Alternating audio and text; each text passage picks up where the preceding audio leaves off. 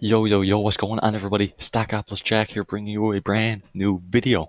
And today we are going to be discussing QIND, and be sure to stick around till the end because you're not going to want to miss a couple of low cap stocks. But as you can see, there's been a bit of news again around QIND, Quality Industrial Corporation, and we discussed this one a while back in coordinates with ILUS, and as that one has plummeted as well.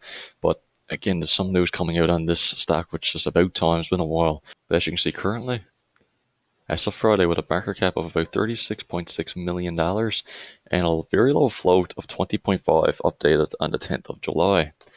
But getting into it, they tweeted on July 7th, they intend to uplist immediately after intensive roadshow and effectiveness of the S1. And of course, they're now under final review by their investment bank. And of course, their investment bank is not going to be announced until the S1 is announced, which is typical.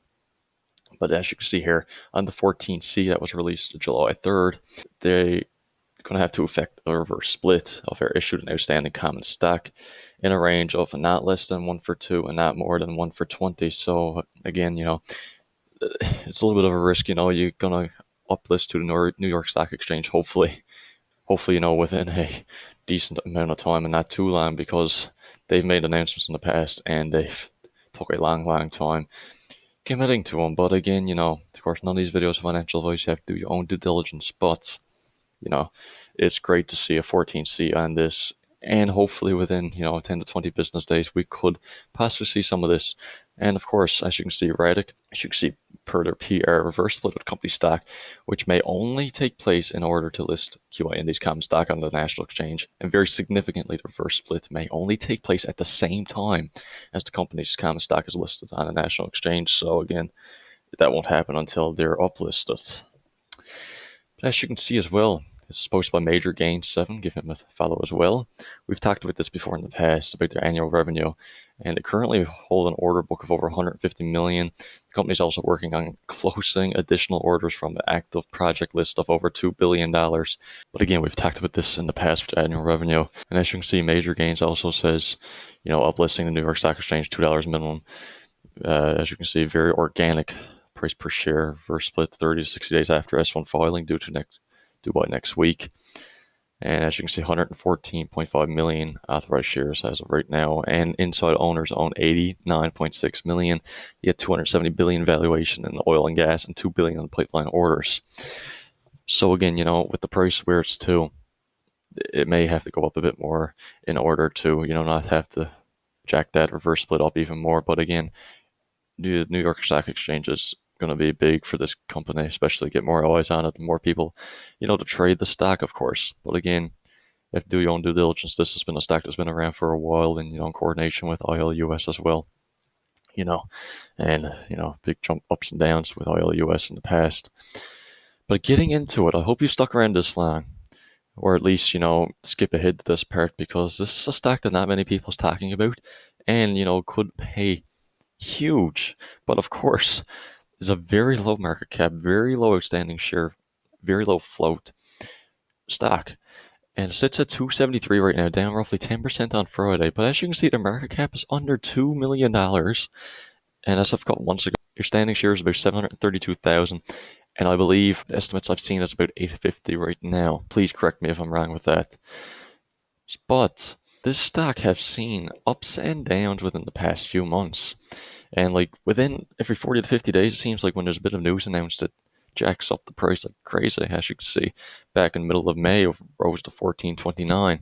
Before that, it rose over $10. Back in March, it reached $10 again. Back in February, it reached almost $10. And then before that, it reached $10. But as you can see, it's been crippling down and down and down and down as of late. But there's been actually a bit of news within the stock as of late. And of course, you need to know the history, especially of when they run with these low cap stocks. Knowing a little bit of the history of these small caps is useful as well for a trader when, looking for a micro capitalization company to trade in. Just looking at those ups and downs every 40 to 50 days, say, it's pretty crazy. There haven't been a big up as of late, but it could be on the horizon. But again, very careful with these stocks. As you can see, the revenue as of late this quarter have actually gone down from the previous years. And as you can see, in 2022, revenue was 55.4, and the year before 72.4 million, which is huge revenues, but they have been dropping. But again, I was just going to quickly discuss this, but I felt the need to say they secured almost $20 million loan with Sound Capital to refinance Bel Air View apartment project. And that's basically what they own, a pile of buildings. They actually do a lot in terms of different aspects, but again, that's topic for another video. We can do a full video on this one if you like. But again, I just wanted to give you this, a quick, like I said, stock to look at for possibly Monday and entering. And of course, be very careful with this due to the very low market cap.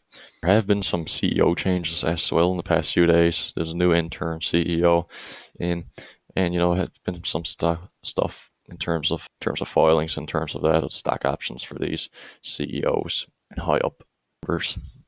And lastly, very quickly, I just want to discuss Vine. I'm sure you've seen this one going around as of last week. I had a spike up to roughly 70 cents for fine wine.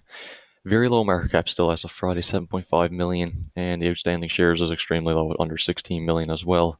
Again, very quick update. As you can see, Mitchell Belak, sorry if I pronounced that wrong, he sold stock again on Friday. He sold stock, I believe, last week as well. So that's just something to keep an eye on. But again, this one has had a lot of hype around it. Very low market cap again. One to keep an eye on again. Again, just wanted to bring it to your attention for you to possibly do some more research on in the coming week. But guys, I hope you enjoyed this video. Please leave a like, comment, and subscribe for more content, guys. I appreciate the support as of late and trying to make a comeback here. Try and make these videos as often as possible. But again, guys, appreciate y'all. Have a fantastic day, and thanks for watching.